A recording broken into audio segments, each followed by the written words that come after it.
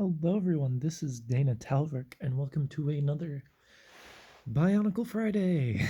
Today we are looking at the first of my Toa Nuva / Toa Uniter revamps. And starting us off is Tahu, Uniter of Fire / Toa Nuva of Fire. So, they are a bit bigger than my Toa Mata builds, which is mainly just due to oh, my camera fell a little bit. My floor is not level. Anyway, which is mainly due to the fact that they are based on the Uniter chest piece here, which forces them to be taller because it doesn't fit properly on a smaller CCBS torso. But just for a quick comparison, we will grab my Tahu Mata revamp just to compare them height-wise. So there is Tahu Mata, and surprisingly, they're not too different in height, despite their legs being the same length. The Tahu Mata's relatively similar in height, but that's mainly because this one's legs are spread out a little bit. When they're both standing straight up, this one's definitely taller. Now you may notice the coloration on this one is a little off. That is because the armor shells of this build are bootleg parts, which I know, don't use bootleg parts, build your stuff out of official parts. But I mean, the Uniter sets secondhand go for a lot. Go for a lot of money, especially if you're only buying in the US from Bricklink. They can go for way too much for me to feel good about buying them, and Lego doesn't make the sets anymore, so they're, besides like a bit of like stability and durability issues, and like with the melded masks, at least paint app issues, there isn't really a reason to buy an official set over a bootleg set. I mean, the bone pieces can be kind of iffy, but I didn't even use the bone pieces besides the arm bones, so it's fine for my purposes. So now that we've compared heights, we'll put this guy back as he's no longer needed for the purposes of this video. So I just gave him the crystal blade pieces. I know it's kind of boring to just give them their crystal blades with like no things, especially because like this Tahu had like blades that had like a function. But there's several reasons for that. One, I was kind of running out of parts. I don't have a lot of parts left over. Well, I mean, I do have like a full bin of parts left over still, but not of useful parts. They're all kind of random bits that don't really work for this size scale. So, and I already used the super big, like cool dual function blades on my Tahu Mata revamp. So really the only solution was either just use these blades by themselves, give him entirely different swords, which I feel like would kind of ruin it because I really wanted to use these crystal blades on at least one of my revamps. And the final would be to like switch his swords with my Tahu Mata, but I feel like this blade piece doesn't really fit with my Tahu Mata build. So I just decided to just give him the crystal blades. It's fine. For posability, there's ball joints at the shoulders, ball joints at the elbows, ball joints at the hips, hinge joints at the knees, ball joints at the ankles, and a ball joint at the neck. The torso is just the largest CCBS torso piece. This piece is literally connected right on the ball joint of that part. And then you have these two armor shell pieces for the shoulders and to fill out the front where a gap would normally be, and then this piece on the back to allow for uniting with creatures. Tahu and Liwa are the only ones that I actually have creatures for them to unite with, and they're probably going to stay that way because Liwa, I just modified that low rock or low rack build from my Toamata series. I just slightly modified it so it could attach to the piece. And then Tahu, I had a bootleg creature of fire that I didn't have very many parts left over and decided to rebuild the body of. So they're probably the only ones who will have creatures specifically for them,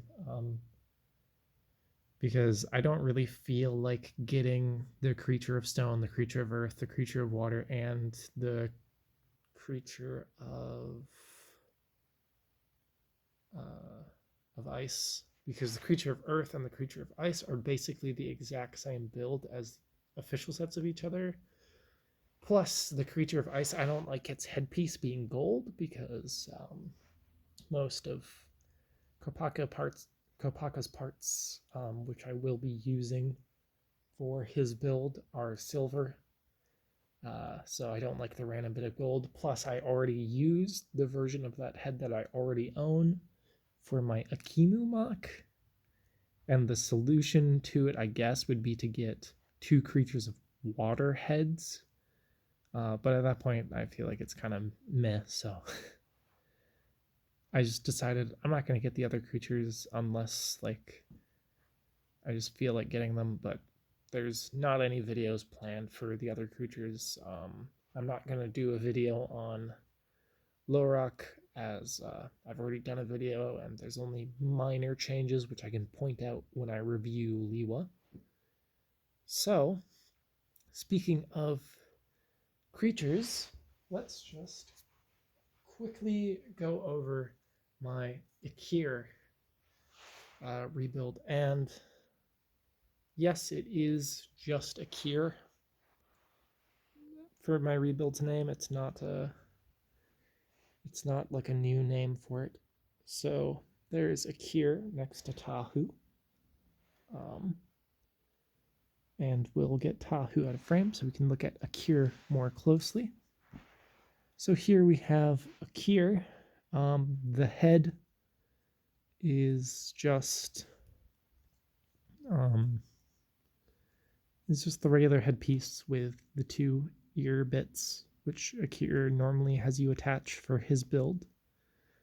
The body is just a Clitorian neck with a bunch of Technic beams attached to it in various different spots. But I kind of like it because it uses these specific.